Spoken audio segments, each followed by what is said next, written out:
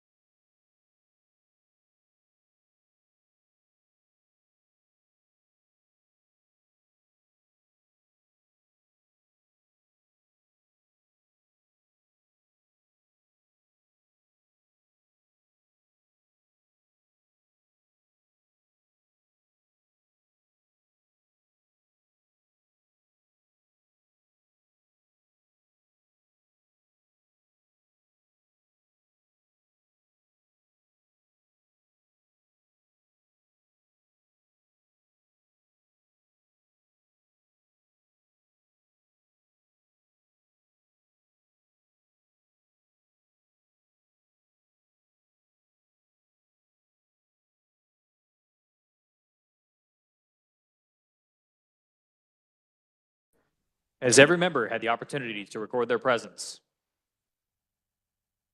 The clerk will close the roll and record the attendance.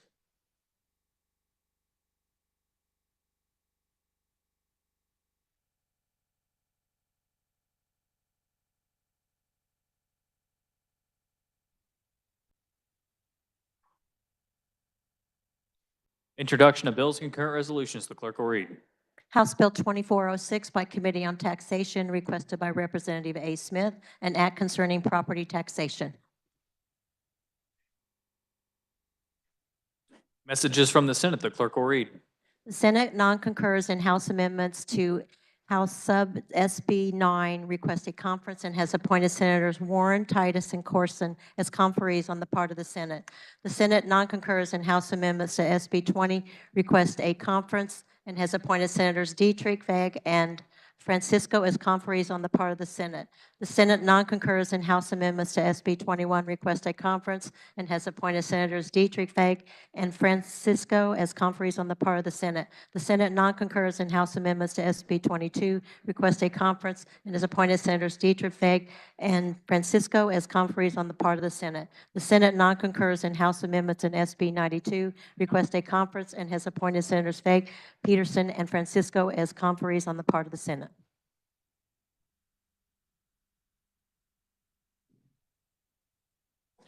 The Speaker recognizes Majority Leader Croft for a motion to accede. The Senate did not concur with House amendments to House substitute for Senate Bill 9 and requested a conference. I move the House accede to the request of the Senate and that a conference committee be appointed. You've heard the motion. All in favor signify by saying aye. All opposed, no. Motion passes. As conferees and part of the House, the Speaker appoints Representatives Tarwater, Turk, and Sawyer-Clayton.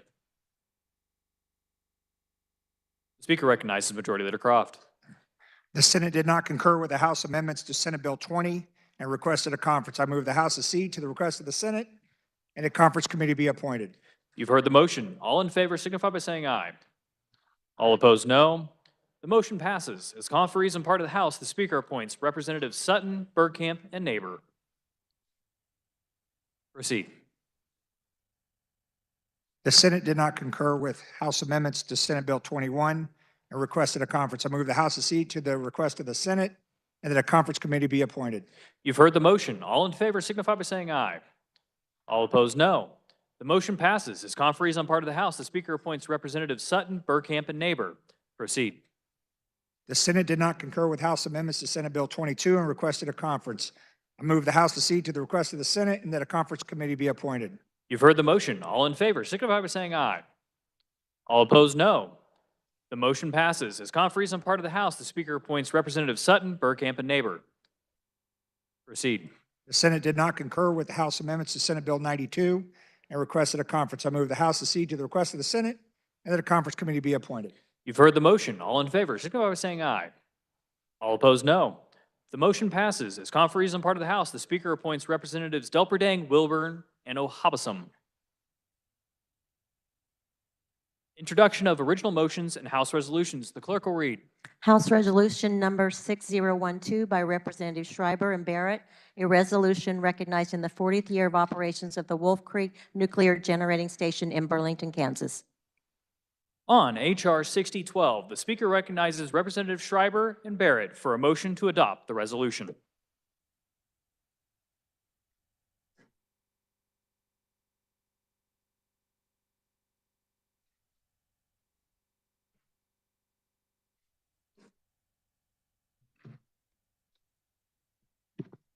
Do I start? Thank you, Mr. Speaker.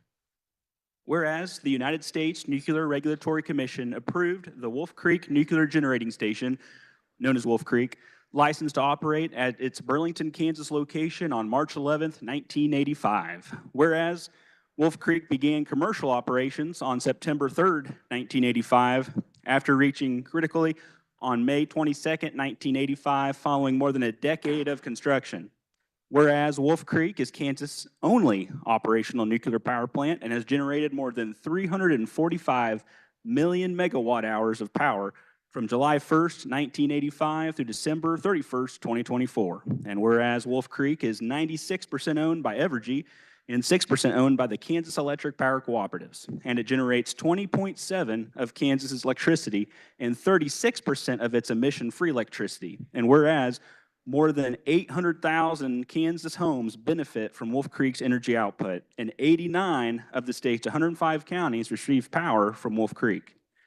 Whereas Wolf Creek generates approximately 1,250 megawatts of electricity and it's licensed to operate until March 11th, 2045. And whereas of January 2025, Wolf Creek surpassed 10 million safe work hours without a lost time incident or OSHA recordable incident. And whereas Wolf Creek contributes to the economic validity of Coffee County and the surrounding counties, affecting more than 165 million in economic impact via payroll, taxes, and purchases. Now therefore, be it resolved by the House of Representatives of the state of Kansas that we recognize and congratulate the employees and owners of Wolf Creek for their outstanding service, dedication, and leadership in providing safe and reliable power to thousands of Kansans, thereby strengthening the energy security of Kansas. Colleagues, when I first started at Wolf Creek in 1979, the site was much like any other large construction site. Steel was being placed, dirt was being moved, concrete poured. The commitment and dedication to quality moved that plant to commercial operation in 1985, and for the last 40 years, the Wolf Creek Power Plant has operated safely and reliably. But the keystone to its success has to be the partnership that developed between Coffee County, the state of Kansas, and the plant. Through this partnership, they successfully addressed the only contention in the license being granted an operating license, and that was the status of the emergency plans for the state, the county, and the plant. They successfully and continue to successfully demonstrate to the NRC and FEMA that they can protect the health and safety of the public during its operation. This partnership continues to be important to its ongoing success. I'm proud of the Wolf Creek staff I worked with during that time I was there and look forward to another 20 years of reliable operation of Wolf Creek Generating Station. And today we have members of Evergy's senior management team in the gallery. Take a big wave. And I'd like to thank them with this accomplishment of 40 years of operation at Wolf Creek.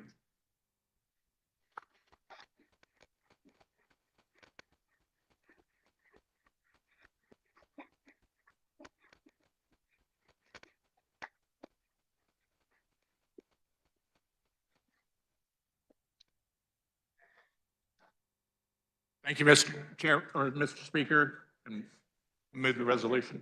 Can you move your motion, please? I move the motion to accept HR 6012. You've heard the motion. All those in favor signify by saying aye. All opposed, no. The ayes appear to have it. The ayes do have it. The motion carries. Would you like your words spread across the journal? Yes, I would. Thank you, Mr. Speaker. Without objection, so ordered.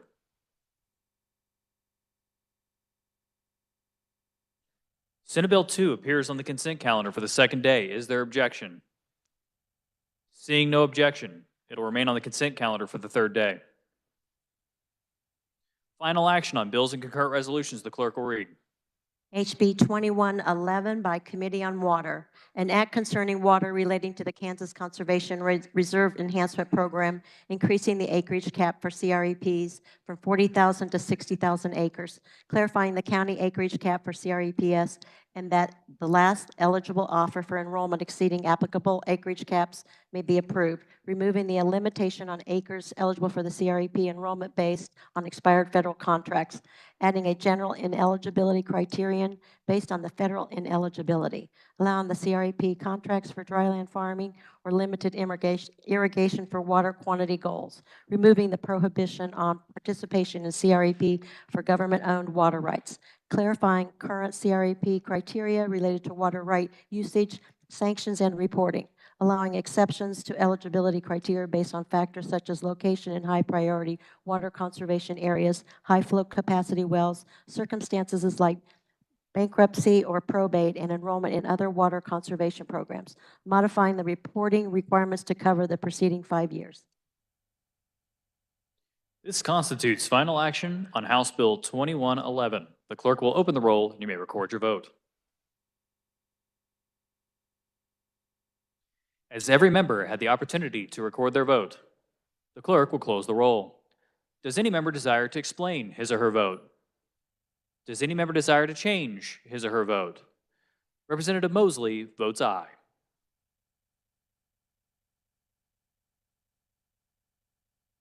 Representative Steele votes no. Any further changes?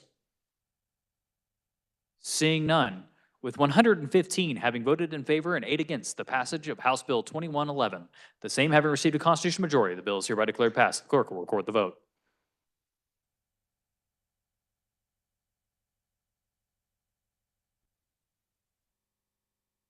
The clerk will read. Sub HB 2152 by Committee on Financial Institutions and Pensions, an act concerning public monies relating to the deposit and investment thereof, mandating financial institutions designated as public depositories to secure governmental unit deposits in excess of the amount insured or guaranteed by the Federal Deposit Insurance Corporation by utilizing a public monies pooled method of securities, directing the state treasurer to establish procedures therefore, requiring financial institutions to make certain reports upon the request of a governmental unit, prohibiting investment advisors that execute bids for the investment of public monies from engaging in a principal transaction with a governmental unit directly related to such public monies, allowing governmental unit deposits to be invested in a financial institution at a rate agreed upon by the governmental unit and the financial institution, requiring certification from governmental units that deposits in the municipal investment pool fund were first offered to a bank, savings and loan association, or savings bank in the preceding year,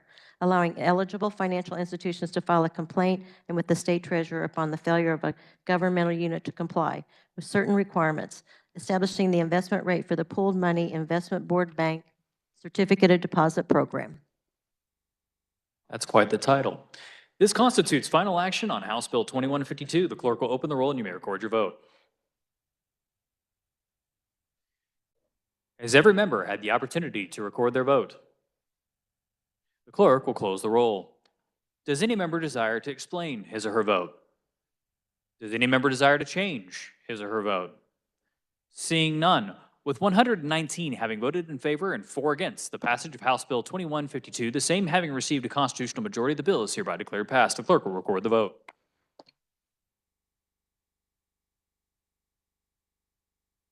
The clerk will read. HB 2400 by Committee on Taxation, an act concerning agritourism, including trail rides as a ranching activity to qualify as an agritourism activity, classifying such land as used for agritourism for purposes of property tax valuation as agricultural land. This constitutes final action on House Bill 2400. The clerk will open the roll and you may record your vote.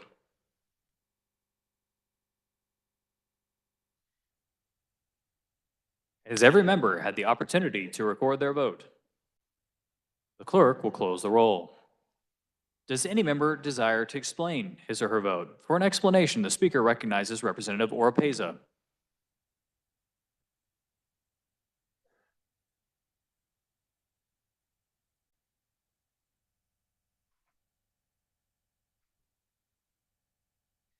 Thank you, Mr. Speaker. I vote no on House Bill 2400 because this bill bypassed the committee and legislative process. What policy is next? Today it's horse stables, but what will happen tomorrow or next year? Are there any further explanation of votes? Does any member desire to change his or her vote? Representative Luis Ruiz votes no. Any further changes? Seeing none, with 110 having voted in favor and 13 against the passage of House Bill 2400, the same having received a constitutional majority, the bill is hereby declared passed. The clerk will record the vote.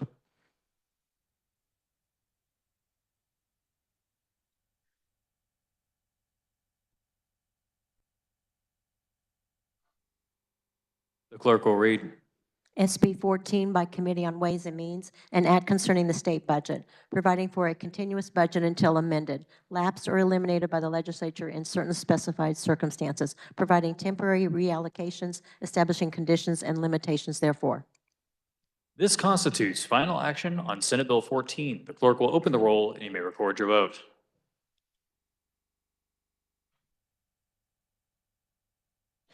Has every member had the opportunity to record their vote? The clerk will close the roll. Does any member desire to explain his or her vote? For an explanation, the speaker recognizes Representative Ballard.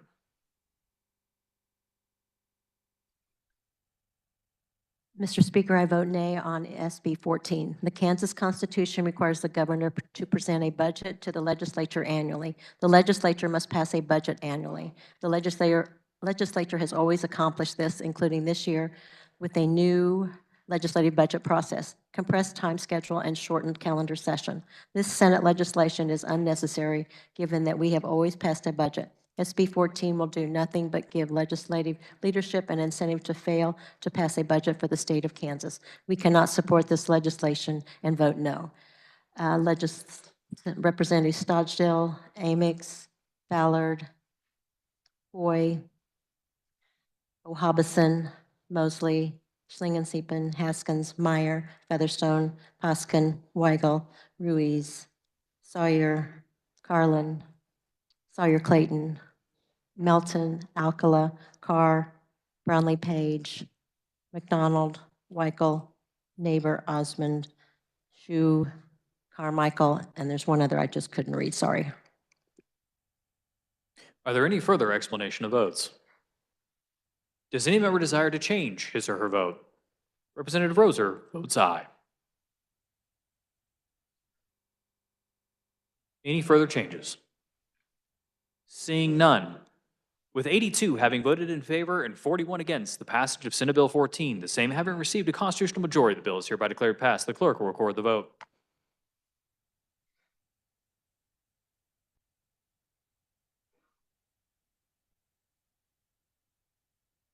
The clerk will read. SB 105 by Committee on Federal and State Affairs, an act concerning the offices of United States Senator, State Treasurer, and the Commissioner of Insurance relating to the filling of vacancies in such offices, requiring the appointment of a person of the same political party as the incumbent, requiring the legislature to nominate 3 persons for considerations for such appointment, and that the governor appoint one of the nominated persons, establishing the Joint Committee on Vacancy Appointments. This constitutes final action on Senate Bill 105. The clerk will open the roll and you may record your vote. Has every member had the opportunity to record their vote? The clerk will close the roll. Does any member desire to explain his or her vote? Does any member desire to change his or her vote? Representative Estes votes aye. Any further changes? Seeing none. With 87 having voted in favor and 36 against the passage of Senate Bill 105, the same having received a constitutional majority, the bill is hereby declared passed. Clerk will record the vote.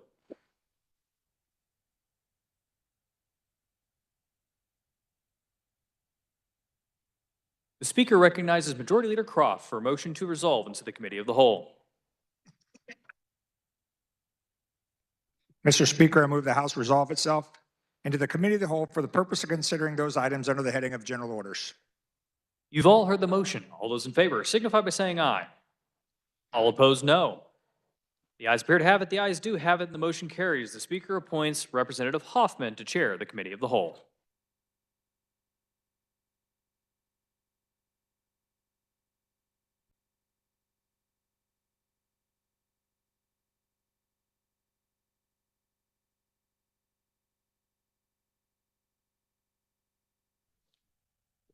All right, good morning, everybody. Welcome to Health Day. To start us off this morning, we're going to do Senate Bill 82. For the purposes of carrying Senate Bill 82, the chair recognizes Representative Turner.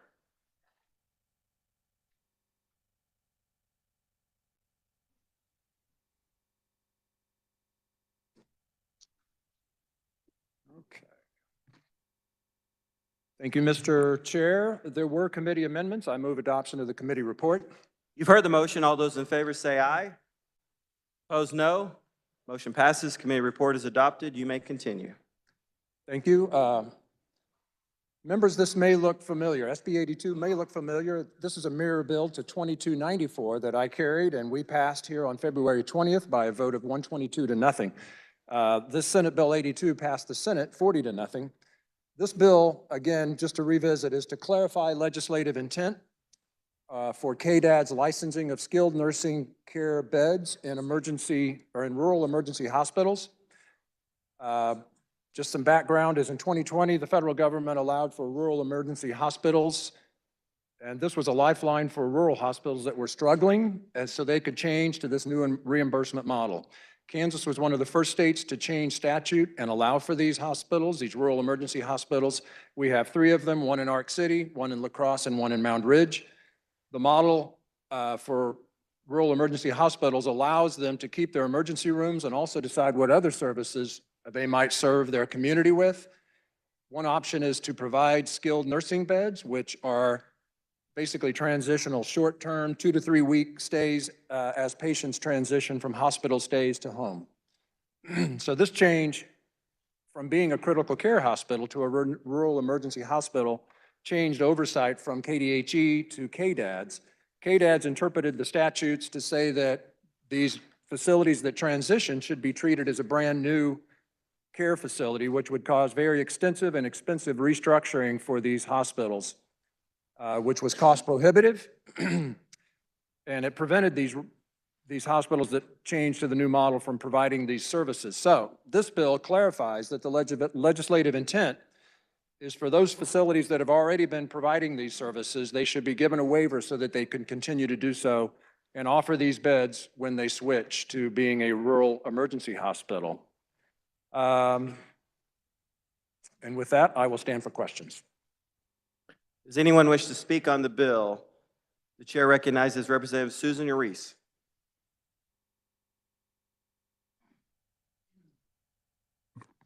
Thank you, Mr. Chair. And the carrier of the bill did a great job of explaining, and as he indicated, the companion bill was HB 2249, which we passed overwhelmingly back in February the 20th.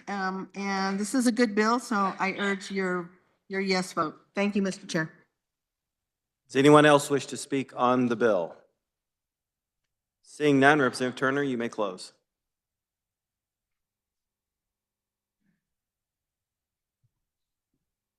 Thank you, Mr. Chair. I close and move that when the committee rises and reports, it reports SB 82 favorable for passage.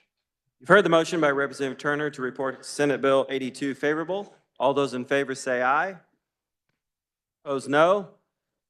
Ayes appear to have it. Ayes do have it. Motion passes.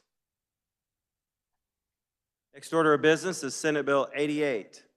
To carry Senate Bill 88, the chair recognizes Representative Will Carpenter. Thank you, Mr. Leader. Committee, it's Health Day at the Capitol, so I have Senate Bill 88 here. Senate Bill 88 would amend the long-term, public health, and it deals with the long-term care ombudsman and around the state. And this would, what it would do is it would require them to have Alzheimer's or dementia care training throughout the state. These training topics would include understanding warning signs and symptoms of dementia, knowledge of person-centered dementia care, effectively communicating with individuals with dementia, recognizing behavioral symptoms, including alternatives to physical and chemical restraints for residents, addressing specific threats to residents' safety, such as wandering, referring residents, care partners, and family to accurate and updated sources of information, support, and resources. And with that, I'll stand for questions. To speak on the bill, the chair recognizes Representative Susan Reese.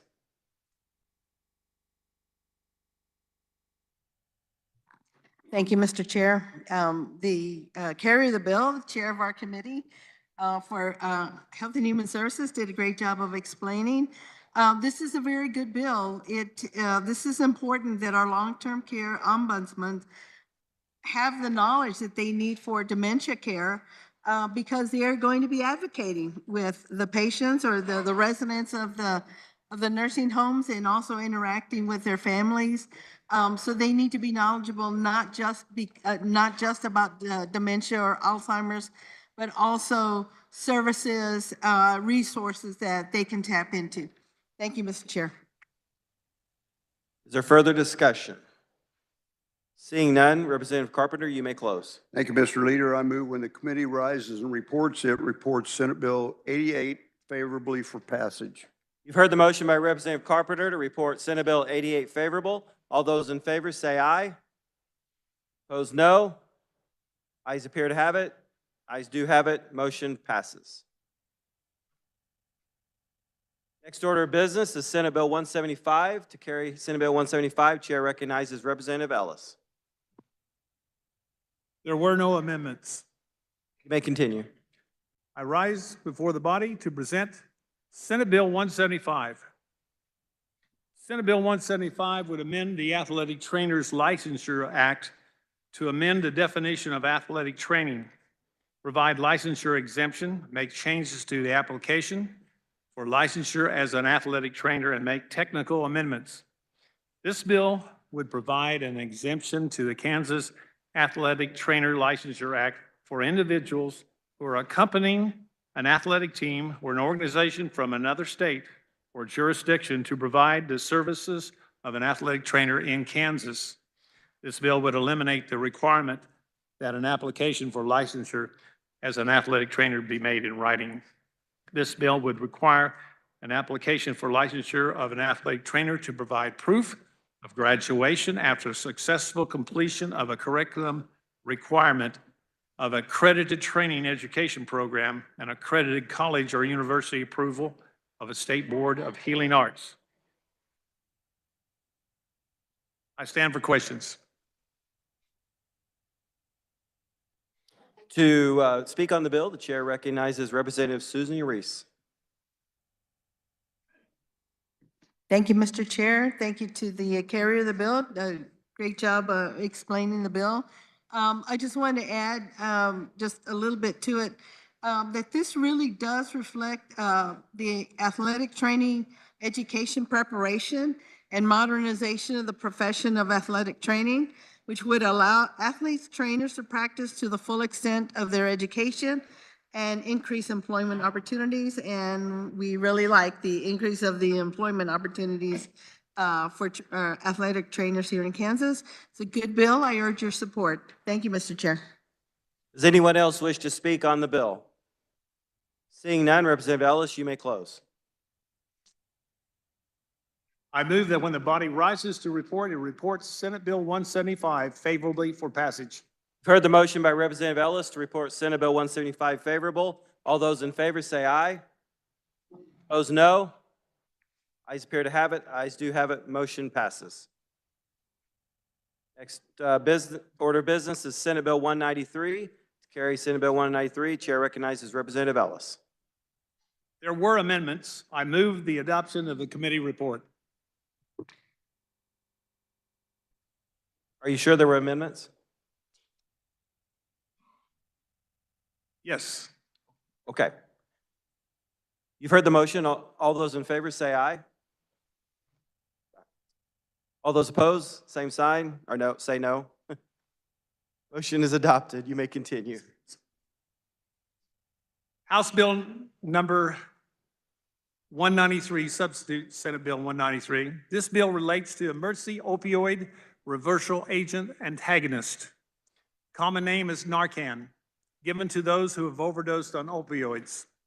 Senate Bill 93 would maintain immunity for law enforcement agencies and officers for damages resulting from administering an emergency opioid antagonist. Senate Bill 93 would exempt the law enforcement agencies from requiring a first responder agency to have a physician medical director or a licensed pharmacist on staff for the purposes of administering a emergency opioid antagonist protocol. Since September 23, the FDA has allowed Narcan or naloxone to be sold over the counter. In fact, you can go right across the street here and buy it at Walgreens.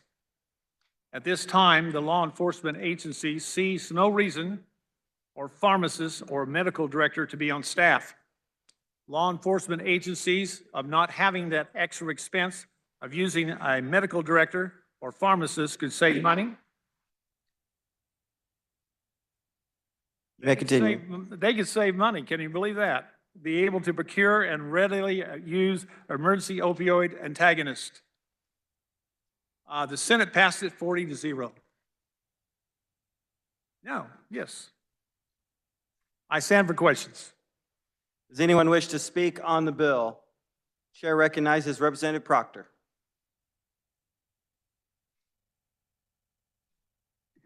Thank you, Mr. Chairman. Body, this bill is a easy way, no cost, to address the fentanyl epidemic in our state. Just like a lot of your own communities, fentanyl has hit Leavenworth like we dropped a bomb on the city.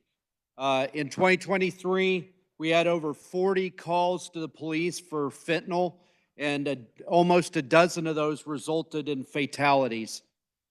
Last year, we would have had 22 fatalities, but the Leavenworth Police Department started carrying Narcan and was able to save 12 people. So we actually had a drop in the number of fatalities in our city. But there's some question whether they were actually allowed to administer it because of this antiquated law that was written back when Narcan was a prescription drug. In the off-season, myself and the representative from Wichita worked with the police association and law enforcement to try to find the issues that were preventing small police departments from carrying Narcan, and the issue of liability and the issue of having to have this medical director, this kind of legacy law, were the two biggest reasons that police departments were not carrying Narcan, which is why we drafted this bill. I urge the body to support Senate Bill 193 so we can get Narcan on the streets to save folks that oftentimes don't even know they're taking fentanyl. They think they're taking some other drug, but it's laced with that drug. Thank you, Mr. Chair. Body, let's hold the side conversations down just a little bit so that everybody can hear. Thank you. Further discussion, the chair recognizes Representative Susan Reese. Thank you, Mr. Chair. As the two previous, the carrier of the bill and our representative from Leavenworth stated about the bill, this is a really, really good bill. One of the things that it would really help would be that all law enforcement agencies of all sizes, no matter where they are, whether they're in the rural areas, frontier areas, or in the urban areas, will be able to procure and readily use emergency opioid antagonist, Narcan, and this bill will help them be able to do that just more readily because they will not have to utilize a medical director or pharmacist. I urge your support.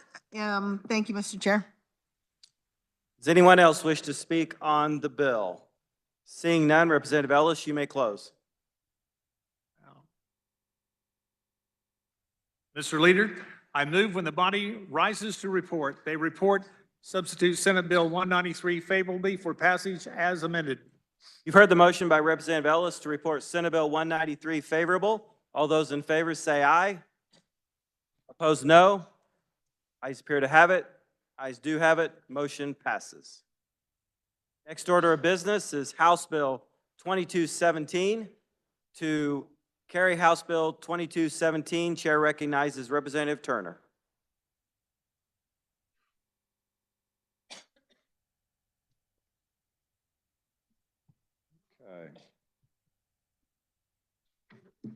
Thank you, Mr. Chair. There were committee amendments. I move adoption of the committee report. You've heard the motion. All those in favor say aye. Opposed, no. Motion passes. Committee report is adopted. Continue. All right. So again, 2217 comes from the House Committee on Health and Human Services. This is a bill to expand the scope of the Medicaid Inspector General to audit and investigate all cash, food, and health assistance programs. Under current law, their scope is limited to only Medicaid, Medican, and CHIP programs, so the Medicaid family of programs. So, a little background. Who is the Medicaid Inspector General? The Office of the Medicaid Inspector General is an independent division of the Attorney General's office and does audits and investigations to investigate and identify fraud, waste, abuse, and illegal acts in Medicaid programs. For perspective, Kansas Medicaid is a $5.5 billion expenditure each year that currently serves around 470,000 Kansans each year. In the past 4 years, the Office of Inspector General audits have identified over $330 million of fraud, waste, abuse, and savings. The OIG has also referred several provider fraud cases that could result in civil recovery of over $60 million. In addition, their recommendations have led to improved processes for management of Medicaid programs. So it's quite a track record, and by expanding their authority to look at these other programs, such as the $430 million SNAP Food Assistance Program, the $10 million TANF programs, they can pursue waste, fraud in these other areas and do more to protect Kansas taxpayers. The fiscal note on this shows $1 million because they're requesting to add 9 additional full-time positions, plus the expenses related to those positions to perform the expected additional audits. These increased expenditures, however, would be offset by the fraud that is prevented in the identification of wasteful spending, overpayments, and program savings. So again, as I said earlier, in 4 years, they've found $430 million, which is about $80 million a year, a large offset to that fiscal note. These programs are essential to taking care of Kansans who need it the most. However, unfortunately, these programs are often taken advantage of by bad actors. The goal here is to increase effectiveness and efficiency of these programs to help ensure that only those entitled to benefits are receiving them. With that, I will stand for questions. To speak on the bill, the chair recognizes Representative Susan Urice.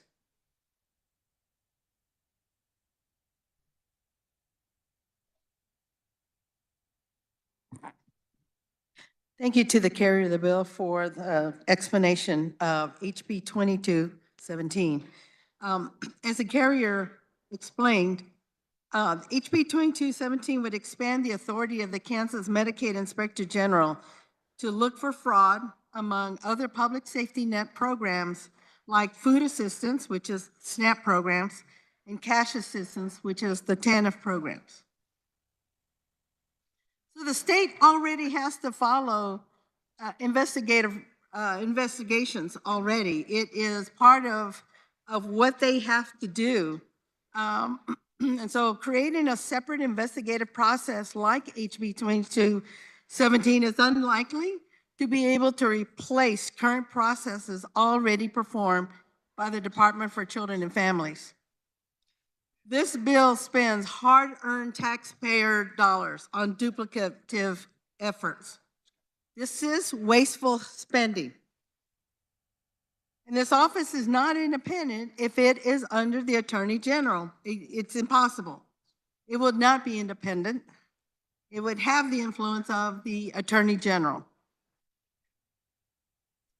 And for many more reasons, I would urge you to vote no on HB 2217, if only simply because of the duplicative efforts and the wasteful spending. Thank you, Mr. Chair. For further discussion, the chair recognizes Representative Weichel.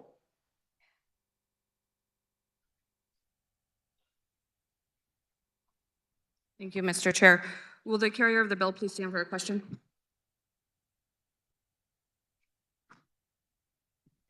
Yes, good morning. Good morning. I was wondering if you can tell me, in the past few years, how many cases that the IG office has investigated have been referred for prosecution? I think give me a minute.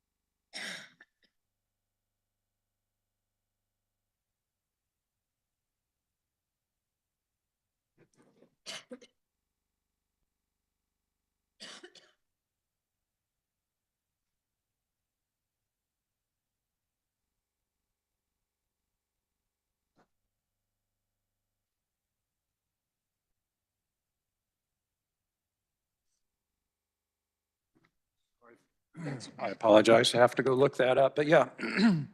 I believe you asked about investigations. We had a presentation in committee. Uh-oh. I asked specifically about how many have been referred for prosecution, Oh. but I have the answer if you want me to provide it. Okay, I'm looking at our presentation sheet here because it talks about how many, but go ahead.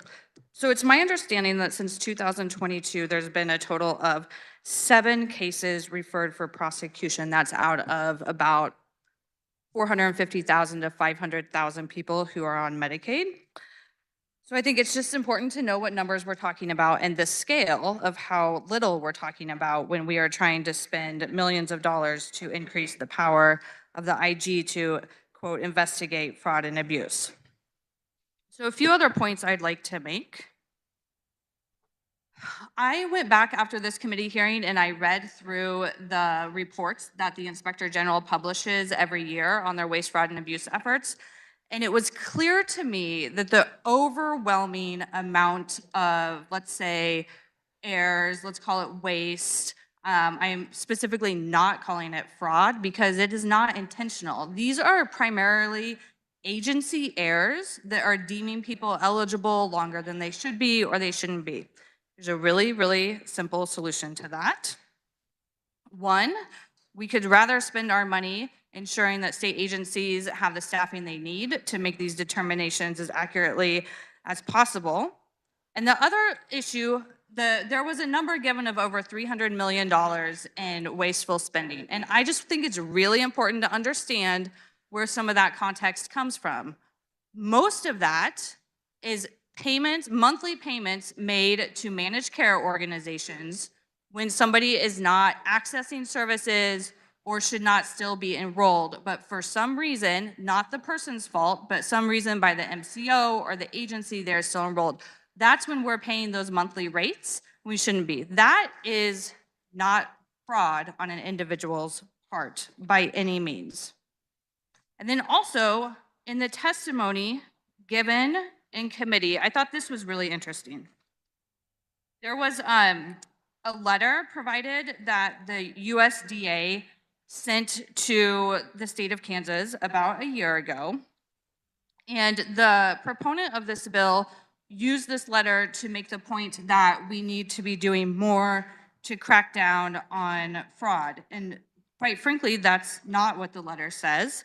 The letter says that they urge Kansas to take appropriate steps to make sure that we have acceptable application processing timeliness, because we know people don't apply for food assistance because they think they're going to be hungry a month from now. They apply because they can't feed their children this week. It says people should not lose access to food because states are unable to review their applications in a timely fashion. And it further goes on to say, states should consider all options available under current law, such as assigning the longest certification periods allowed for the household or streamlining verification to reduce burden on clients and to increase staff time available for reducing backlogs and focusing on accurate and timely case processing. This is where we need to be spending our attention, that when people who are in need, that they need help feeding their family, they need help with medical care, and they are eligible, they should be able to access that assistance in a timely and accurate manner.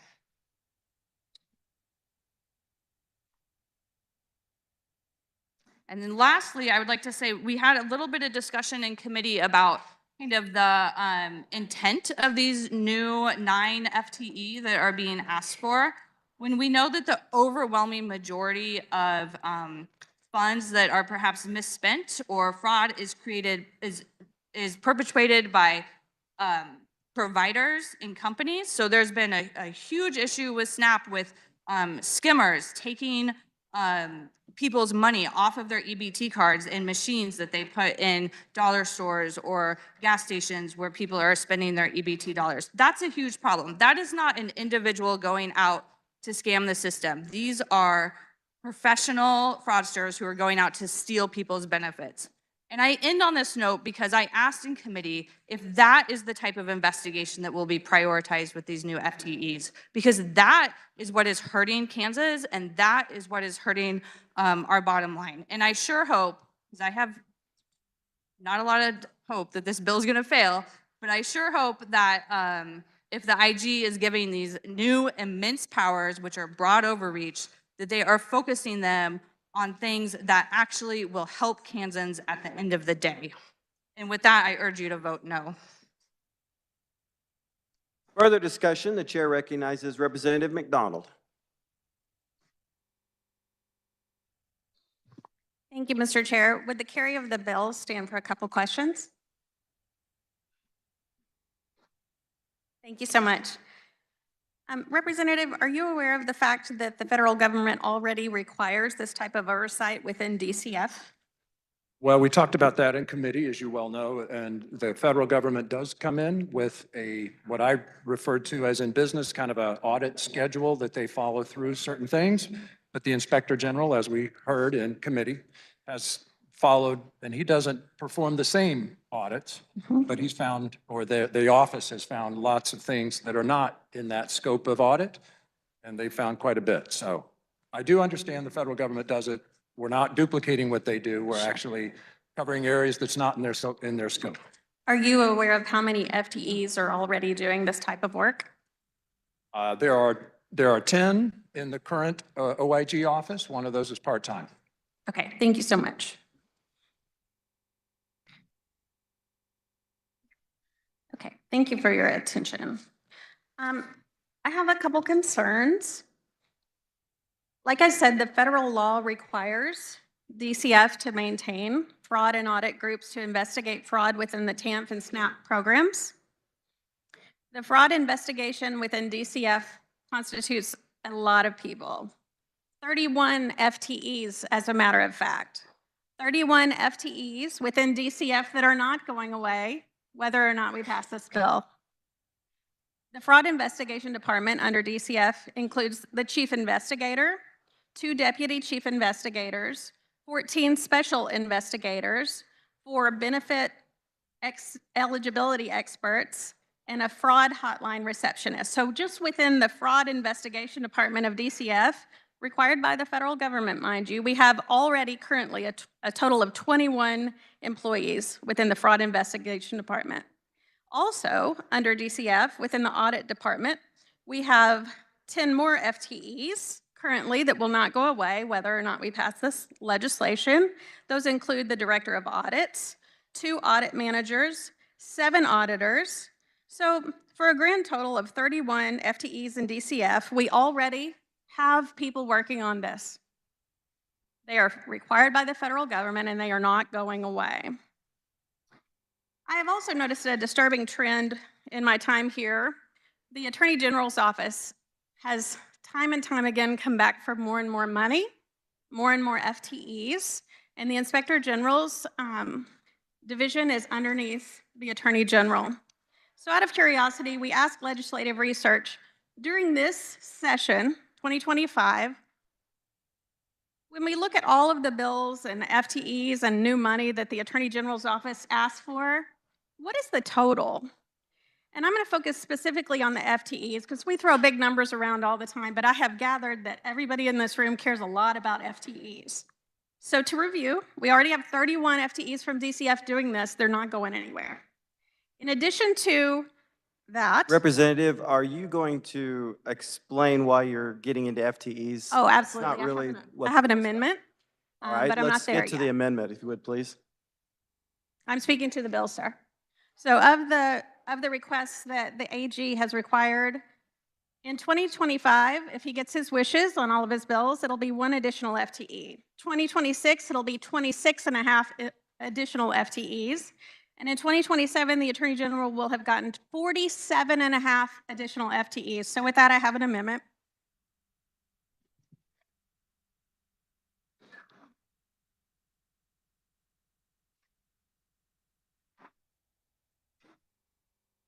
The amendment appears short. The clerk will read.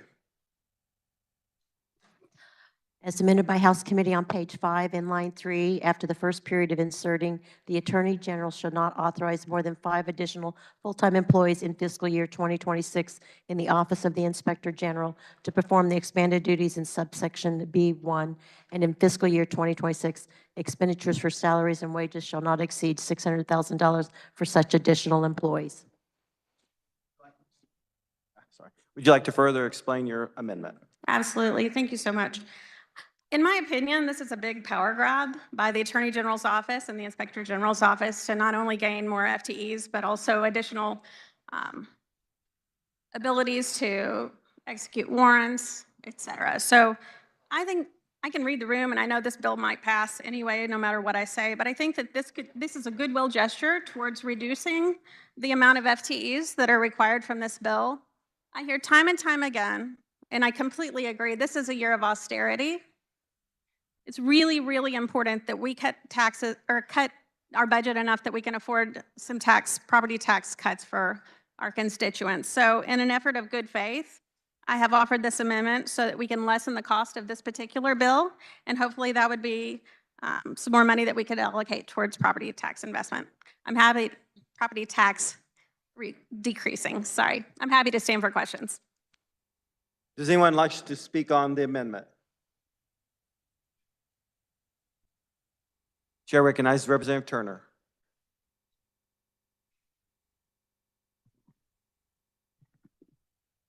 Thank you, Representative, for bringing the amendment. Again, I could go through some of the points you made, and I'll do that in my closing in terms of the work that's being done at DCF and the things that are still being found. But, you know, this bill isn't really about FTEs. It's about expanding their scope. This FTE issue will be worked through the appropriations process, and so I would encourage you to vote down this amendment. But thank you. Further discussion on the amendment, the chair recognizes Representative Haskins. Thank you, Mr. Chair. Would the carrier of the amendment stand for a question, please? I will, thank you. Thank you. And I do apologize for you having to repeat, but based on the noise of the side conversations, I had a difficult time understanding what your amendment was about. And I don't think people are listening to that. So would you please tell us what is your amendment? I don't understand, and explain it one more time. Sure, thank you for that question. So in the spirit of compromise, I feel like if we reduce the number of FTEs to make sure that we're not having more than 5 FTEs and not exceeding more than $600,000 in paying for those additional FTEs, we can accomplish the goal of austerity.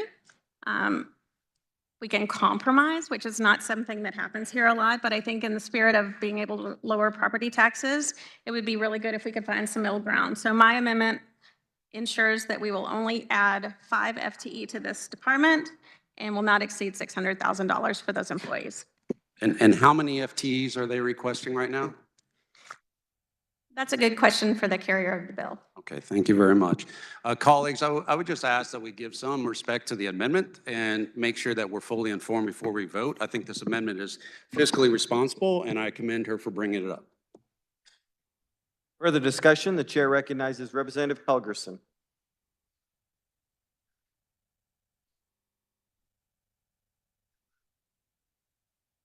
Good morning.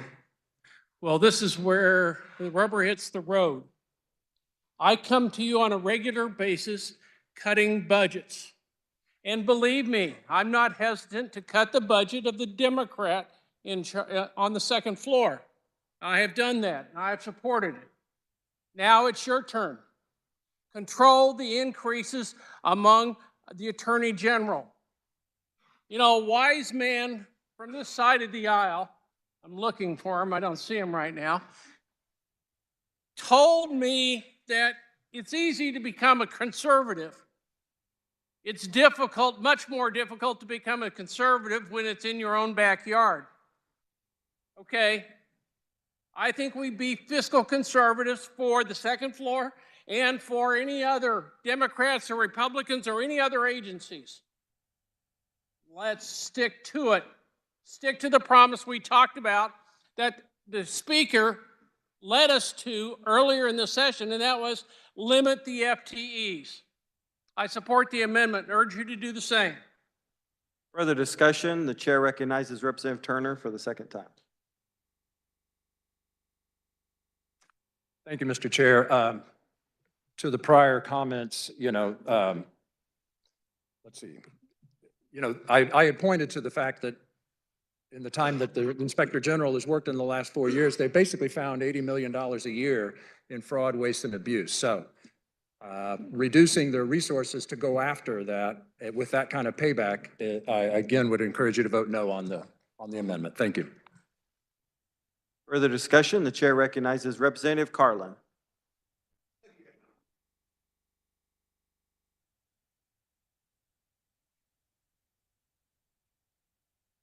Thank you, Mr. Chair. I'm going to speak to the amendment, but I'm also going to come back up later and speak to the bill if I don't get my point across in this conversation. In 2006, President Bush signed a bill asking all states to have an inspector general, and it was the False Claims Against the State bill. I picked up on that at the behest of one of my constituents and brought the bill to the state. It passed the House 125-0, and it stalled in the Senate. And a former speaker who was head of the Judiciary Committee helped me in the next 5 years to get pieces of that bill in place. And everything we're talking about is in that bill, except the expansion. We have gone for years without an inspector general since that time. That position's been in and out and in and out. Now, I've watched it because I carried a very heavy bill. So there's been years we didn't have one. The $80 million that was just mentioned by the previous speaker comes to us not by only, I would like to see that itemization, but we would get that much with doing nothing from the federal government's giving us a share of every claim that is settled. The first claim settled after we passed our bill was for $750 billion from SmithGlaxoKline. They were shorting every prescription one dose, one pill, one dose. And they were fined by the United States government. We got money from that, and I don't remember how much it was, but that was the first claim I happened to know about. So these things are coming through, and I've been watching in Appropriations Committee how this Attorney General has increased his hold on that money. When we started that, he got 5% of the money. That was generous. They thought that would be a lot. We had these huge settlements. The state was to get about $110 million a year or more, and he would get 5% to run his Inspector General office. That has increased. The last time I looked on Appropriations Committee, it was 10%. And now I don't know what his percentage is because it becomes obscure to find how those things are increased. But the Attorney General has enough money coming in to finance this department because of that state. And I have watched us cut FTEs from every single place in this building. And I really abhor the fact of increasing in this case because it is not necessary. I urge you to vote no. Does anyone else wish to speak on the amendment? Pardon me. Vote yes on the amendment. All right. Does anyone else wish to speak on the amendment? Seeing none, Representative McDonald, you may close. Thank you so much, Mr. Chair. Just to review, we currently have a total of 31 FTEs in DCF already working on this to a degree. These will not go away. These are required by the federal government. The Attorney General is asking broadly for up to 47.5 more FTEs. All I'm asking with this amendment is that we take the Inspector General's particular request this year in this bill for FTEs down to $600,000 and just 5 additional FTEs rather than the 10 or more that he was asking for. I close on my amendment. You heard the motion by Representative McDonald to amend. All those in favor say aye. Opposed, no. Division's been called. Seeing 15 hands, this is a roll call vote. The clerk will open the roll. You may vote.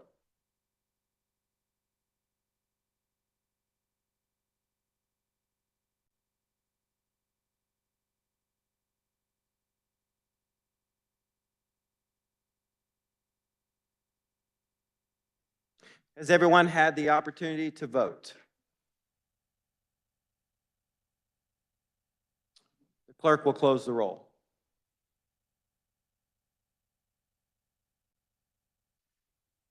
Does anyone wish to change their vote? Seeing none, yeas being 43, noes being 76, the amendment fails. We're back on the bill. Representative McDonald, you still have the floor.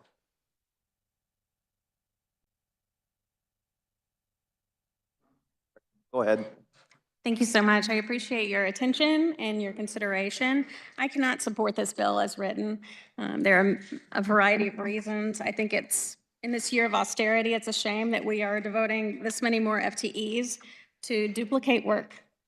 When I was sent here, I was sent to try to get rid of waste, and I think this is just a prime example of how we could do what we say we're here to do by voting this bill down.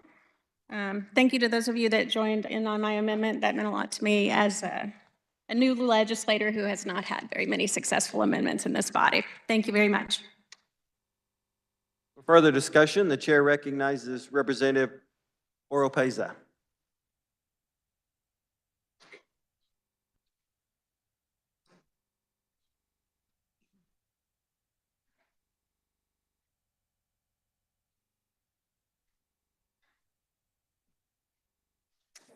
Thank you, Mr. Chair. I appreciate this vigorous debate. When we heard this bill in committee, I had a lot of thoughts and concerns. There were some vague references and things were not fully defined. In addition to that, I do appreciate the person who is currently running this department as of now, but unfortunately, we never know what the future will bring for us. And I want to make sure or ensure that if there should be someone who is in the future not have the standards which are currently held in this position, that there are some guardrails and that the citizens of Kansas are not potentially taken advantage of. So I do offer an amendment.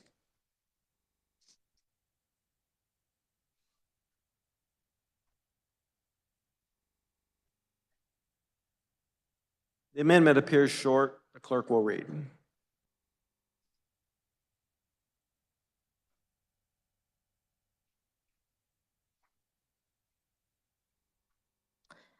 As amended by House Committee on page 5, following line 25 by inserting 4, it shall be a violation of this section to report findings under paragraph 3 that contain false information. If the Inspector General reports false information, an individual who is the subject of such report shall have a cause of action and may seek damages or other equitable relief. In an action brought pursuant to this section, a prevailing plaintiff shall recover actual damages or $200,000. Whichever is greater. Representative, would you like to explain your amendment? Yes, thank you, Mr. Chair. So I bring this amendment to make sure there is some type of accountability for whatever the future does hold for us here as a state and with people changing positions. And I think there are a lot of great people who are in positions, but I also want to make sure when the presentation was presented, there have been potential allegations and investigations that were not correct, and then the investigated stopped, which I did appreciate when that was brought to the committee. But I just want to ensure that when this is done in the future for decades to come or years to come, that we are held to some type of standard at that position, and that there is some type of compensation for those people who have to fight. We're talking about very poor people who do not always have access to what some of us think are just kind of there at our feet, and to have some type of assurance that if their benefits are taken away, they have some type of recourse. And I hope you'll agree with me and vote for this amendment. And I'll stand for questions. Does anyone wish to speak on the amendment? Chair recognizes Representative Turner.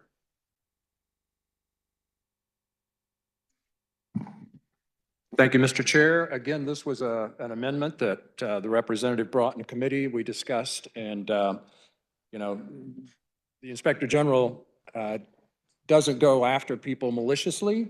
You know, there's really no cause for this amendment. I'm not certain where this $200,000 came from, even though we did talk about this amendment in committee, but I would encourage you to vote no on this. So thank you. Does anyone else wish to speak on the amendment? Seeing none, Representative, you may close. Thank you, Mr. Chair, and I appreciate your vote and consideration of this amendment. You've heard the motion by Representative, did you close your amendment? Oh, sorry, I closed my amendment. All right, thank you. You've heard the motion by Representative Oropesa to amend. All those in favor say aye. Opposed, no. Division's been called. Seeing 15 hands, this is a roll call vote. Clerk will open a roll and you may vote.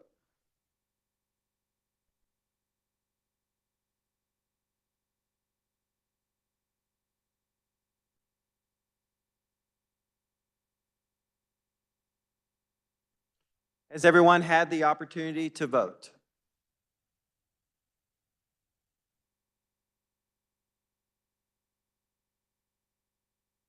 The clerk will close the roll. Does anyone wish to change their vote? Seeing none, the yeses being 33, the noes being 82, the amendment fails. We are back on the bill. Representative Oropesa, you still have the floor. Thank you, Mr. Chair. I do appreciate everybody listening to me and considering this amendment. In addition to that, I do have an additional amendment, which I will explain.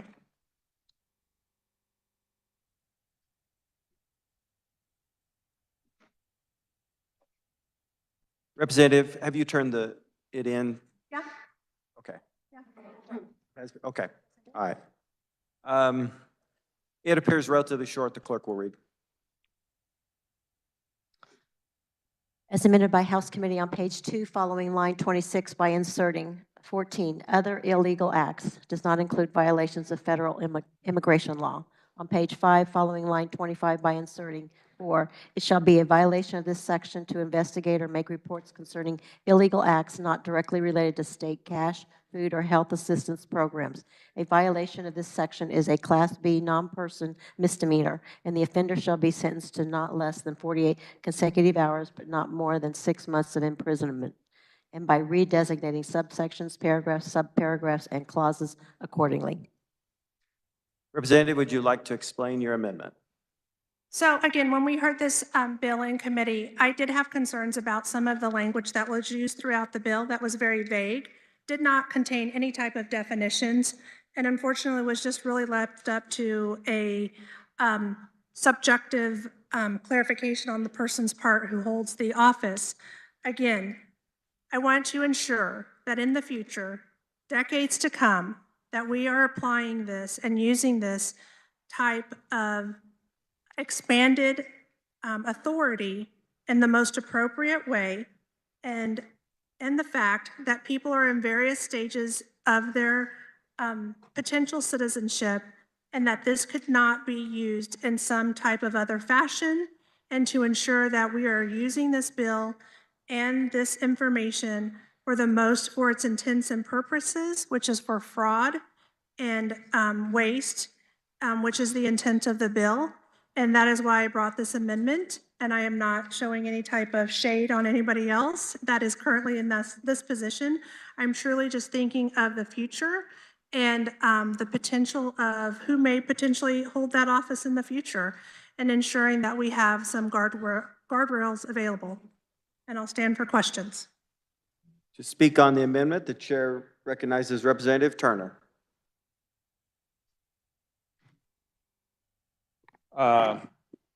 Thank you again for the amendment. It's one again that we heard in committee and debated and did not accept. It seems to hint at the Inspector General possibly enforcing immigration law. The scope is defined. I would call this an unfriendly amendment and ask you to vote no. Thank you. Does anyone else wish to speak on the amendment? Representative Penn?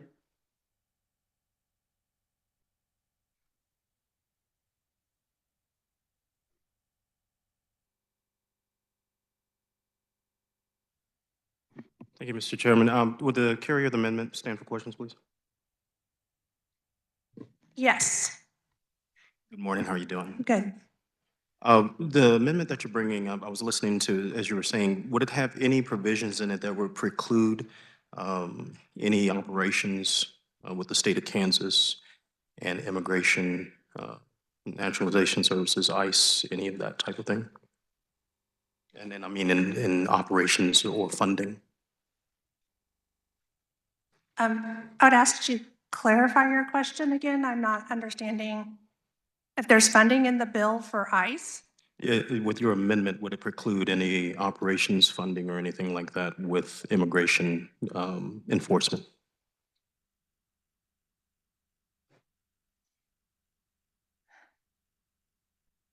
No, that was not my intent with this amendment. Thank you. Appreciate that. Okay, body, her intent is unclear. Our intent is clear. Let's vote this down. Thank you.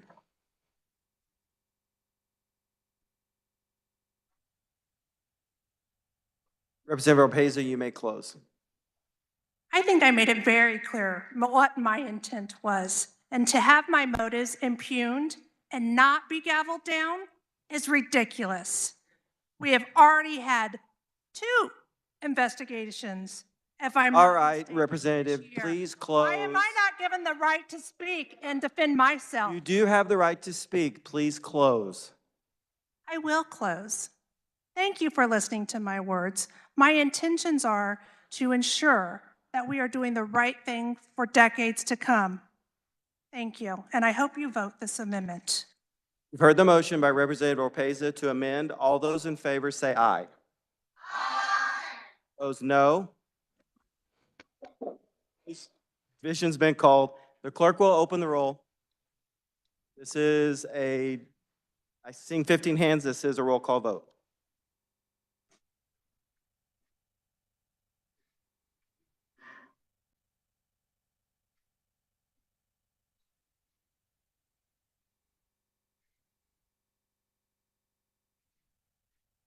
Has everyone had the opportunity to vote?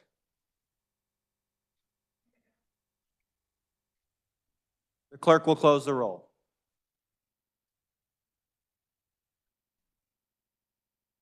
Does anyone wish to change their vote? Seeing none, the yes is 32, the nays 85. Motion fails. We're back on the bill. Representative Opeza, you still have the floor. Okay. Chair recognizes Representative Schlingenstiepen. Oh, did you? Representative Opeza. Thank you, Mr. Chair. I just need a breather.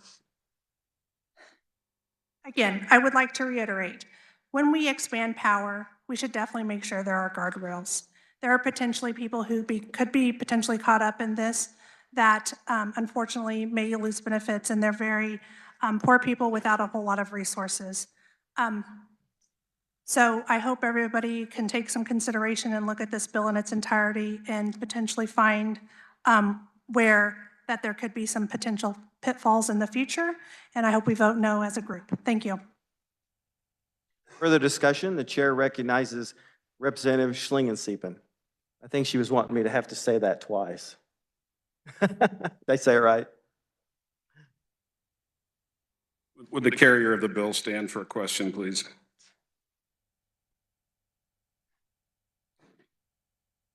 Yes, sir. Thank you, sir. The way I understood this was that this would cost the SGF $1 million, and that the Office of the Investigator predicts that, I'm guessing he predicts, that the fraud identified will cover the million. Is that correct? That's correct.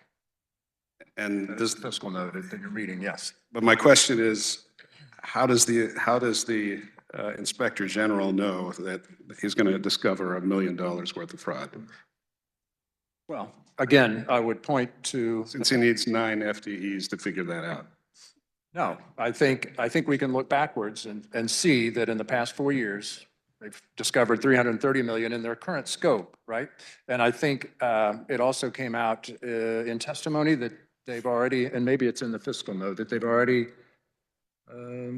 said about a couple of hundred cases that they've already seen, but you know, they can't go there. So I think the track record of 330 over 4 years, which is about $80 million a year, is a pretty good payback for anything that we pass in this place. And I think that answers your question. I'm sorry. Anything else? Thank you, sir. I appreciate your answer. Body, I'm skeptical. You know, this bill to me is as if I would bring a bill and ask for you to approve $1 million to hire the Ghostbusters to investigate paranormal activity under the dome after dark. And I'm serious about this. In other words, we're going to investigate something that we claim exists, but for which there is no proof that it really does exist, at least not as fraud, as we've already heard one representative make very clear today. So I hope that as we move forward on this, we are not going to entertain this particular bill. Rather, I hope that we bust fraud busting on behalf of the Kansas taxpayer. Thank you. Further discussion, the chair recognizes Representative Bryce.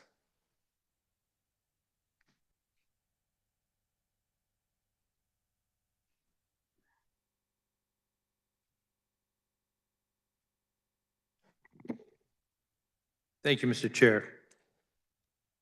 HB 2217 provides an opportunity to establish better oversight in programs that have had no meaningful oversight for many years. Reportedly, there are several $100 million at stake every year due to fraud and waste and abuse. And I can speak on a personal level that I'm very, very pleased to see this legislation. For years, I have, as many know, practiced in the medical field, and I've seen providers that have done things purposefully or maybe inadvertently that has resulted in huge amounts of monetary loss. I've also seen patients that have exchanged their benefit cards for a surgery, or patient comes to see me and their weight changes by 50 or 70 pounds per visit because it's people that are exchanging these kind of cards. And it's always bothered me that not much has been done to prevent that kind of activity. So I'm very pleased to rise in support of this bill, because this is a problem that can be solved if we resolve to address it.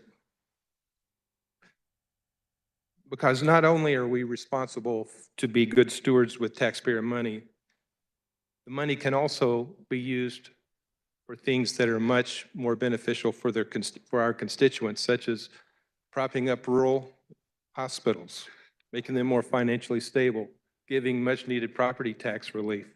We're potentially talking about many, many millions of dollars a year. And I think if we do this type of legislation and save that money from fraud, waste, and abuse, we'll be able to make our constituents' lives much better. And so I encourage you to join me and vote yes for HB 2217. Thank you, Mr. Chair. Further discussion, the chair recognizes Representative Susan Reese.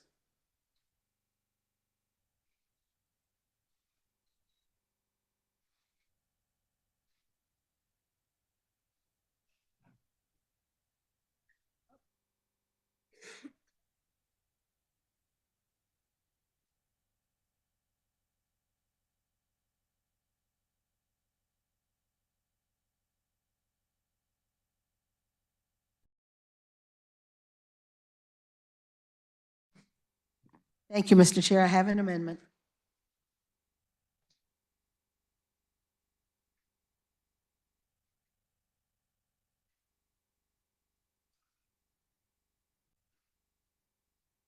The amendment appears long. Is there objection to reading the amendment? Oh, yeah, if you could explain the amendment. Thank you, Mr. Chair. I'd be happy to. This amendment sets a sunset to the bill for on or and after July 1st, 2027. So the bill would be repealed, basically. In between times, if the bill passes, in between times, the Inspector General is supposed to be giving reports to the legislature. And I think that would be plenty of time for the body to make a decision whether we should continue with this practice, this expanded practice of that's being given to the Inspector General. Is there an objection to reading the amendment? There's an objection. The clerk will read. As amended by House Committee on page 7 in line 23 by striking annual reports and inserting an annual report that includes in line 25 after programs by inserting and submit such report. In line 28 after the period by inserting the report shall be submitted on or before January 11th, 2027. In line 29 by striking reports and inserting report. The objection is waived. Representative Reese, would you like to further explain your amendment? No, I mean, it's pretty self-explanatory itself. It's setting the sunset to July 1st, 2027. Again, I think it gives us ample time to see if what the claims are regarding how much savings the state would have with the discovery of all the fraud and abuse that's supposedly rampantly going on right now. I think we'd have enough time to see if this is what is actually happening. And the legislature, again, could revisit and make a decision whether this practice should continue. To speak on the amendment, the chair recognizes Representative Turner.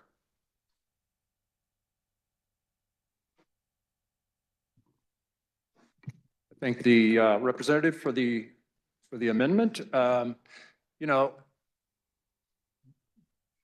the Inspector General's office already operates very transparently. So they work then they report to the Bethel Committee, the Bethel Joint Committee every interim, and they would also be reporting to the House and Senate committees for health. So I think we'll be able to see what kind of results we're getting, and I don't think this amendment is necessary. I would consider it unfriendly and ask you to say no. Thank you. Does anyone else wish to speak on the amendment? Seeing none, Representative Reese, you may close.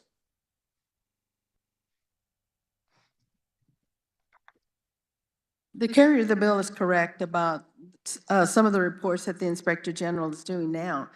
However, the roles are being expanded very greatly, and so an expanded report should be made, and I really do think that this body would have to relook at this and to see if it is still appropriate to give the Inspector General such powers that is being given to the Inspector General now.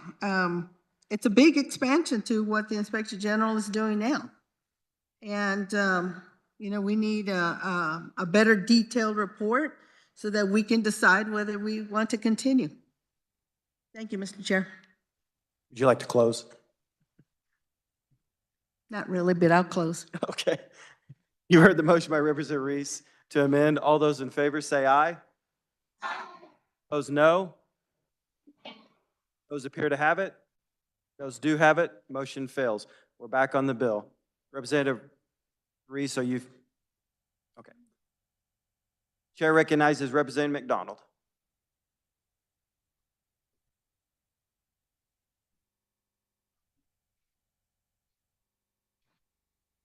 Sorry, I couldn't hear. I have, I think, 4 more points to make before I sit down for the day. My friend from Coffeyville mentioned something about sharing Medicaid cards. I have heard of nothing like that happening here in Kansas, and if it did happen, I would argue that it's the fault of the provider for not requiring photo ID. So I hardly think that justifies this expenditure. And I have another thought. The Attorney General's office on his website currently has 9 open positions, 9 FTEs that average over $100,000 salary each. So what I would do if I were the Attorney General in this year of austerity, trying to prevent having too many FTEs, is just reassign these to the Inspector General so that he could have the resources he needs without spending more money.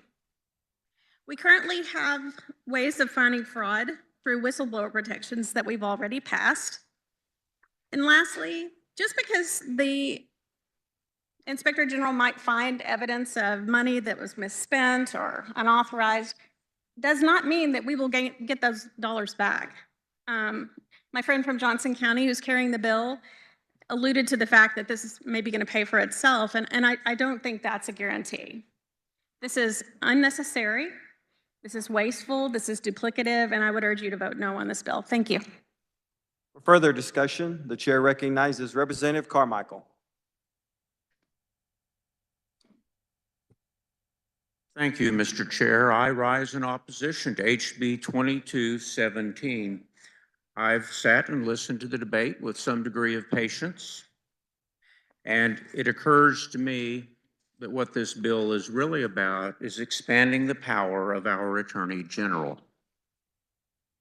And it might be wise if we hearken back to prior occasions when the occupant of the office of Attorney General has sought to broaden his power.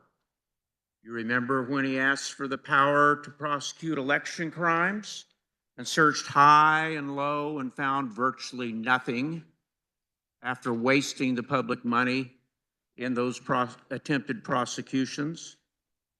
Or perhaps when our Attorney General, in an attempt to expand his power, became the chair of the President's Commission involving election fraud and security, and performed so poorly that the President dissolved the entire commission. Now we have the same man asking for more authority. But as the previous representative pointed out, he can't even hire decent lawyers to fulfill the duties he has today. He has open positions because because good lawyers don't go to work there. He has open positions today to such an extent that he has literally hired a headhunter to go out and try to find lawyers who would work for him. And so what do we propose to do here today? Give him more responsibilities for more witch hunts and more jousting at windmills. And I'm not in the mood to do that, Mr. Chairman. And accordingly, I'll be voting no on HB 2217. Thank you. Does anyone else wish to speak on the amendment? On the bill? Seeing none, Representative Turner, you may close.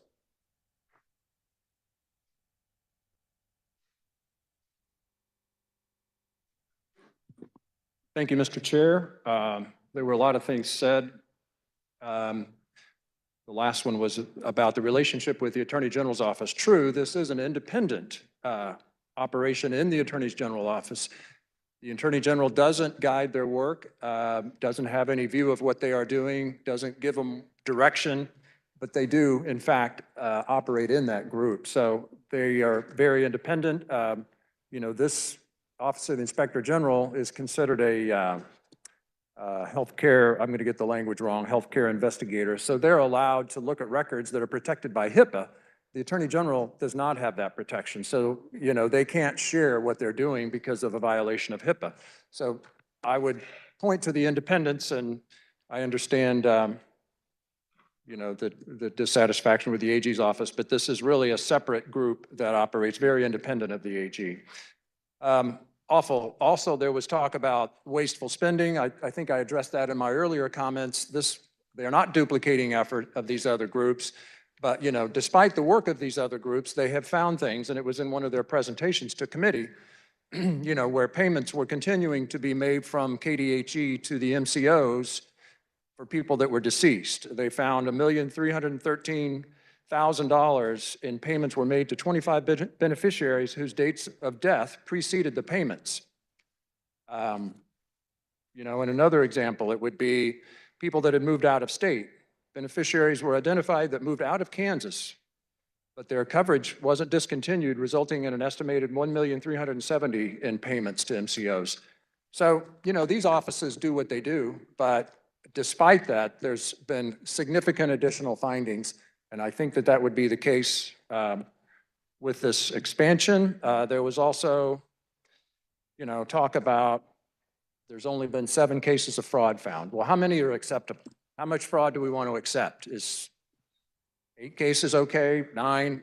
It just seems like fraud is not acceptable, period. And it doesn't go after people that are legitimately drawing benefits. There was some talk about that too. No, we're actually protecting those people that are drawing by taking away the bad actors. So, and as a Kansas taxpayer, there was mention made of that. I, as a Kansas taxpayer, am hopeful that there are people out there looking for this kind of waste and abuse. So with that, Mr. Chair, I would ask that when the committee writes and reports that it pass HB 2217 favorable. You've heard the motion by Representative Turner to report House Bill 2217 favorable. All those in favor say aye. Opposed, no. Ayes appear to have it. Ayes do have it. Motion passes. Next order of business is Senate Bill 126. To carry Senate Bill 126, Chair recognizes Representative Carpenter.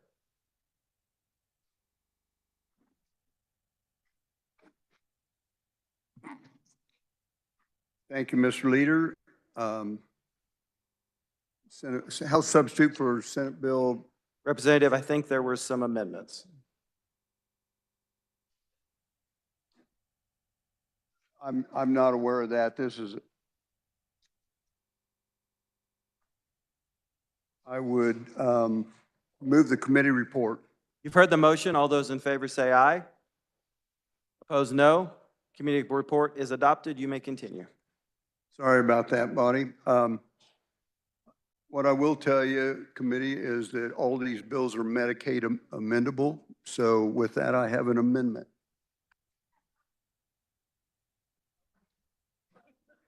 Just joking. So anyway, all these bills you've voted on at least 4 times before, and sometimes 6 or more. These bills are budget provisos that have been in the budget for a number of years. And I'll start with, the first one was CHIPS, Children's Health Insurance Program. When they made the statute back in 2008, it was codified as 225% of the 2008 poverty level. Since that time has changed, it's now 250% of the federal poverty level. And so this would just change it to escalate to whatever the federal poverty level was. The second one is newborn screening. And that budget proviso has been in there. It's now up to 38 different diseases that they screen for newborns up to a month of age. And so that one is one of the bills. The other one that's been in there for a number of years is the local health department bill. It was $7,000 codified in statute. And I've been putting a budget proviso in for a number of years that raises that to $12,000.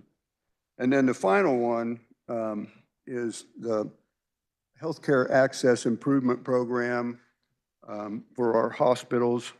It's a program where the providers tax themselves and they bring down federal money to be redistributed throughout the state for our hospitals. The current provider tax, I'll call it that just to keep from saying, or I can call it HCAP, which I call it that sometimes.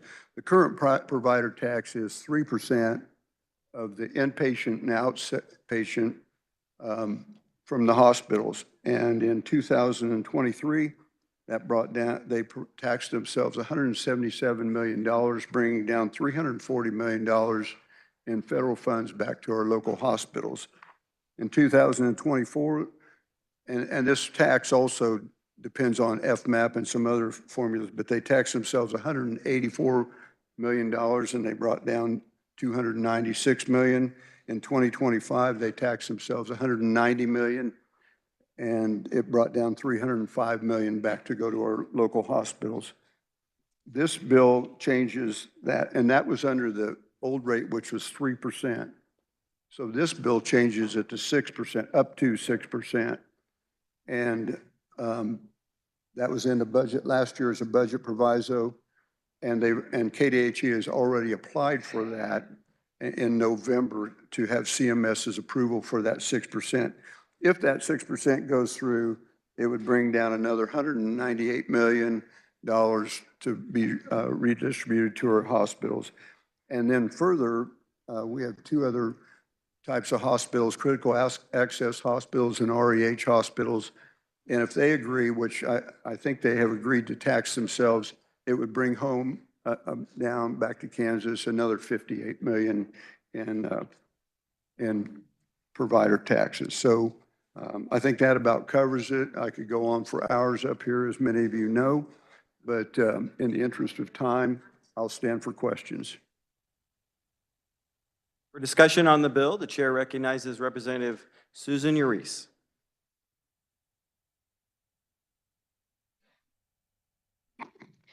Thank you, Mr. Chair.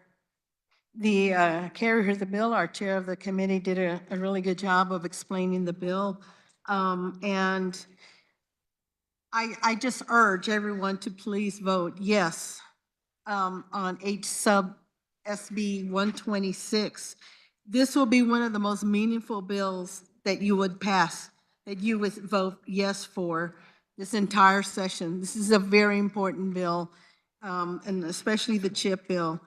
To be able to codify this is you have no idea how good it would be to be able to codify these four bills that have always been passed through provisos. I urge your yes vote. Thank you. Does anyone else wish to speak on the bill? Seeing none, Representative Carpenter, you may close. When I move that when the committee arises and reports, it reports House substitute for Senate Bill 126 as amended for approval. It was an amendment. Favorable. Oh, sorry. I move when the committee rises and reports, it reports House substitute for Senate Bill 126 favorably for passage. All right. You've heard the motion by Representative Carpenter to report Senate Bill 126 favorable. All those in favor say aye. Opposed, no. Ayes appear to have it. Ayes do have it. Motion passes. This concludes our general orders. The chair recognizes the majority leader. Mr. Chair, I move we rise and report. Heard the motion. All those in favor say aye. Opposed, no. Motion passes.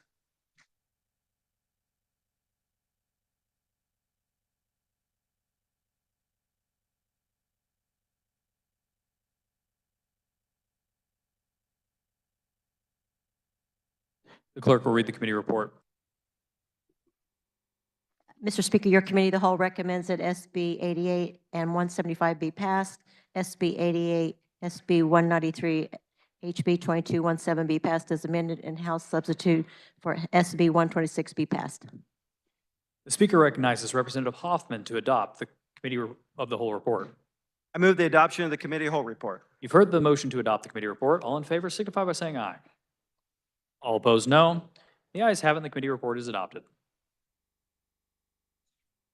Reports of standing committees. The clerk will read. The Committee on Commerce, Labor, and Economic Development recommends SB 166 as amended by Senate Committee be passed. The Committee on Education recommends SB 114 as amended by Senate Committee, and the bill be passed as amended. The Committee on Taxation recommends HB 2390 be passed, and because the committee is of the opinion that the bill is of a non-controversial nature, be placed on the consent calendar. Is there any objection to returning to that order of business, introduction of bills and concurrent resolutions? Seeing no objection, the clerk will read.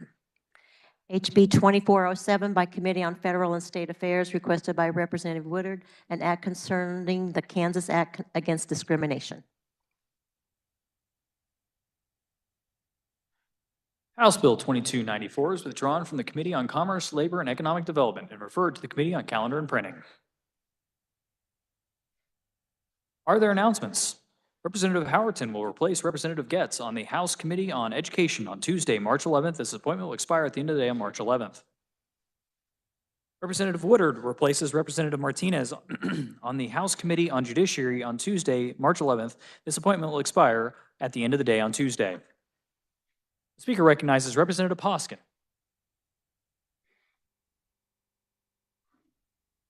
Thank you, Mr. Speaker. I know y'all have lunch on your minds, and I would just like to announce that the Early Learning Caucus is having lunch tomorrow in room 118 North, and they will be presenting the findings from the Child Care Workforce Study and Perceptions of Child Care Subsidy in Kansas. You have a sheet on your table or on your desk. Please RSVP, and if you don't, you're still welcome. Thank you so much. Representative Stogsdill.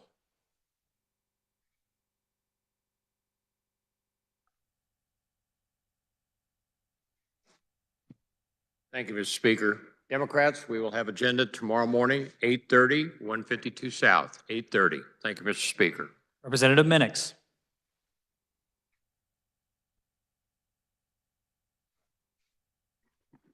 Thank you, Mr. Speaker. House Water Committee members, due to your efforts to provide good water policy, Governor Kelly has proclaimed today, March 11th, Kansas Water Day. So I encourage everyone to go out and celebrate with a tall glass of water. Representative Amix.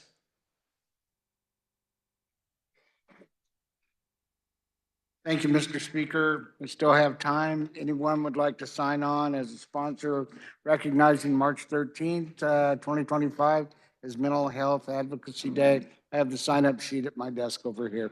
Thank you, Mr. Speaker. Representative Goddard.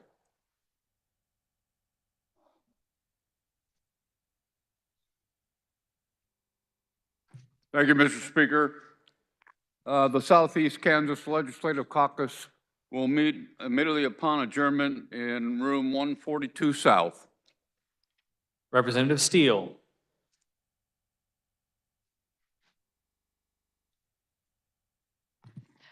Good afternoon. Tomorrow morning at 7 a.m. in room 142 South will be our legislative Bible study. That's 7 a.m., room 142 South, and we'll be in the book of Judges. We'll see you there. Representative Getz.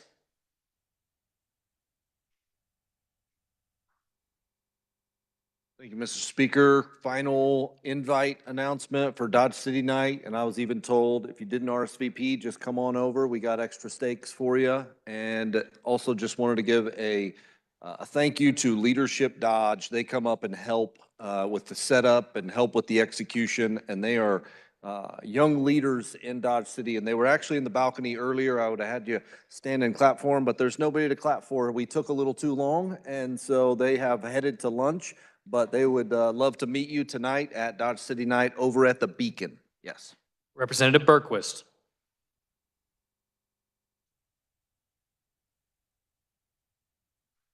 Thank you, Mr. Speaker. The not elections committee, but the local government committee will be meeting at 9 a.m. tomorrow morning in 181 to consider hearing and possible action on Senate Bill 194. Thank you. Representative Awerkamp.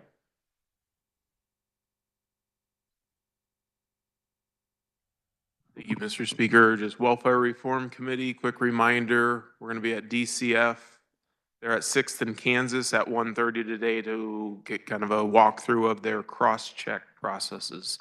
Thank you, Mr. Speaker. Representative Christie Williams.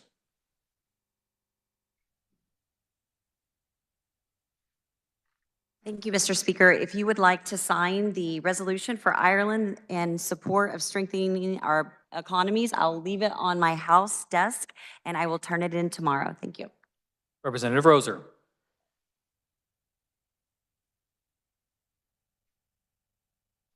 Thank you, Mr. Chair, Mr. Speaker. Tomorrow is Donuts with Dios. My father-in-law's a Dio, so I feel very inclined to speak on it. They will be on the first floor in the South Wing tomorrow morning with donuts, which is exactly what we all need this time of year. So hope to see you there. Speaker recognizes Speaker Hawkins.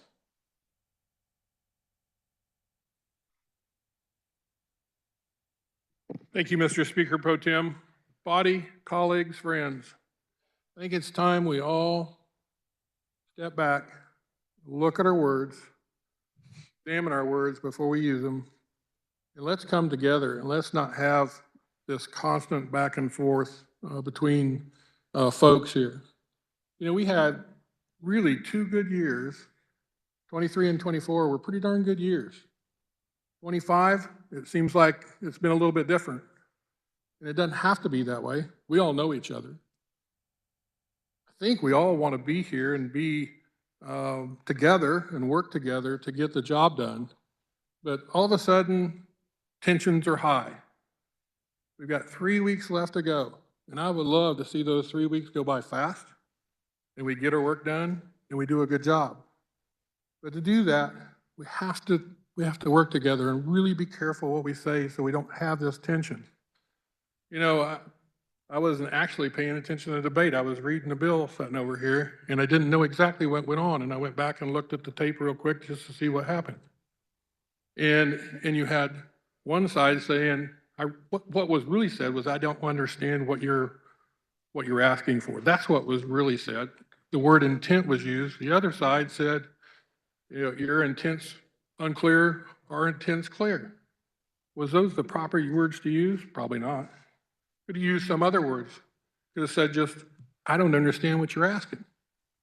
And the other side could have clarified what they were asking. But right now, it seems like the tensions are so high that we just jump at everything. And we're better than that. We're a good group of 125 people that I've been very proud of for going on 3 years here. 2 1/4, let's say. We can continue to be good, but we have to be respectful of each other. We have to take into account that sometimes our words aren't correct. Sometimes they aren't the best. Sometimes we're saying the wrong things, and I'm as guilty as anybody. But I think we can finish this session out and do it in the manner where we do not have the tension that we're having right now. And I'm imploring you to make this body the best it can be. And to do that, we all have to do our best to say the right things, say them in the right manner, and not be critical. So I'm asking you to do that. I'm asking you to really make this last 3 weeks good weeks. You know, we've had a few things happen. We've got 2 complaints going on right now, one finished, or maybe finished, and one to go. That's a process. When that happens, we have a process, and those processes are going to work just the way they're supposed to be. But that doesn't mean that we can't all get along and that we can't do our job in an amicable manner to where we show pride of our state and we show the people of the state that we can work together and not be at each other's throats. I've often said many, many times, people out in the world that we live in will say, oh, Democrats and Republicans are at each other's throats all the time. And I say, that's actually not true. We come in here and we do great work together. You know, the chairs and the vice chairs and the ranking Ds get along great. Our members get along great. Right now, we're just in a funk. For whatever reason that is, whether that's a cultural thing or whatever it is, but each one of us can have an effect on that and make sure it does not affect our body and our deliberation, and that we end this year up in good shape. So I'm asking you just to step back, have some grace, have some love, and let's not go through these constant little bickerings back and forth. Let's stick to the issue. You know, whenever we're up here, stick to the issue. Don't say anything about anybody else. Don't even think about impugning anything. That's not normal for us. Most of the time, that never happens. But certainly this year, it has happened a few times. And so we all, each one of us can control that. Each one of us can make sure that we finish up strong. And I know that we all want the same thing. So let's just make everything work for this last 3 weeks and let's get it done. Thank you, body. The Speaker recognizes the Majority Leader for a motion to adjourn. Mr. Speaker, I move the House adjourn until Wednesday, March 12th at 11 a.m. You've heard the motion. All in favor, signify by saying aye. All opposed, no. The ayes have it. We are adjourned.